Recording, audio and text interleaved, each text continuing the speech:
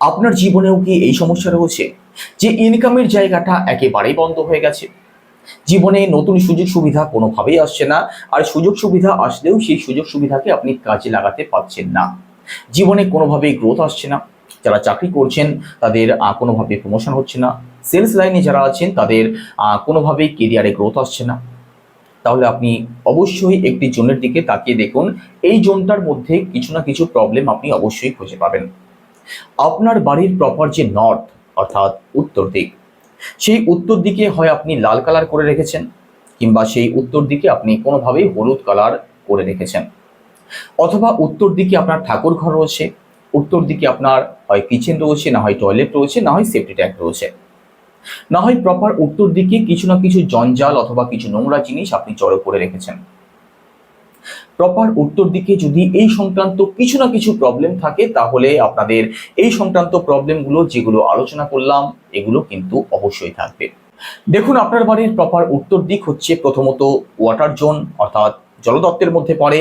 একই সাথে প্রপার উত্তর দিক হচ্ছে কুবেরের জায়গা। আর কুবের হচ্ছেন অন্ধকারের দেবতা, আমাদের ধন সম্পদের কারক।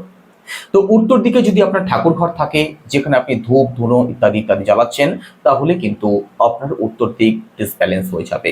তো সবসময় চেষ্টা করবেন প্রপার উত্তর দিকে কখনো ঠাকুর ঘর না করতে, প্রপার উত্তর দিকে কখনো ধূপ ধুনো প্রদীপ যেন না জ্বালানো হয়। একই সাথে এটা যেহেতু জলতত্ত্বের মধ্যে পড়ে, এখানে যদি কোনোভাবে আগুন চলে আসে, এখানে যদি আপনার কোনোভাবে কিচেন চলে আসে, রান্নার জায়গা এখানে করা থাকে, সেক্ষেত্রেও কিন্তু এখানে আগুনে জল পড়ার মতো বিষয় হয়। তো আপনার উত্তর দিক ডিসব্যালেন্স হয়ে যায়, ইনকামের জায়গাটা আসা বন্ধ হয়ে যায়। একই সাথে এখানে যদি কোনোভাবে টয়লেট চলে আসে, সেক্ষেত্রে তো আরো বেশি সমস্যা তৈরি করে। এখানে দেখুন, দুটো জিনিস হতে পারে। আপনার যদি উত্তর দিকে কোনোভাবেই কিচেন চলে আসে, সেক্ষেত্রে সুযোগ আসবে, তবে সেই সুযোগকে আপনি কোনোভাবেই কাজে লাগাতে পারবেন না।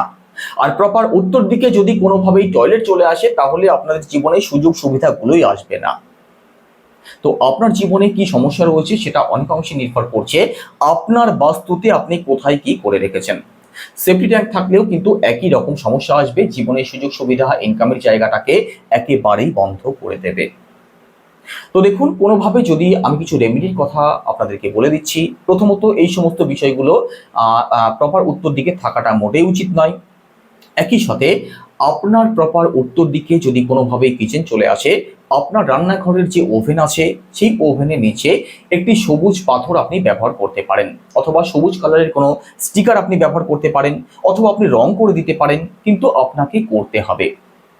একই সাথে কোনোভাবে যদি প্রপার উত্তর দিকে টয়লেট চলে আসে, টয়লেটের যে শীট আছে সেই শীটের চারদিকে 4 ইঞ্চি লাল টেপ আপনাকে ব্যবহার করতে হবে।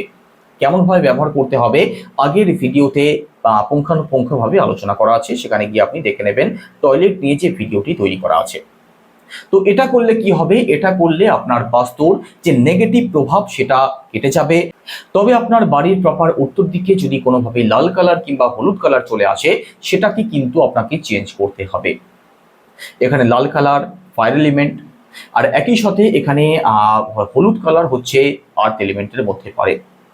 তো আপনার জলের পাইপের মধ্যে যদি কোনোভাবে মাটি ঢুকে যায়, জলের ফ্লোকে যেভাবে বন্ধ করে দেয়, আপনাদের জীবনের ফ্লোকেও কিন্তু সেইভাবে বন্ধ করে দেবে।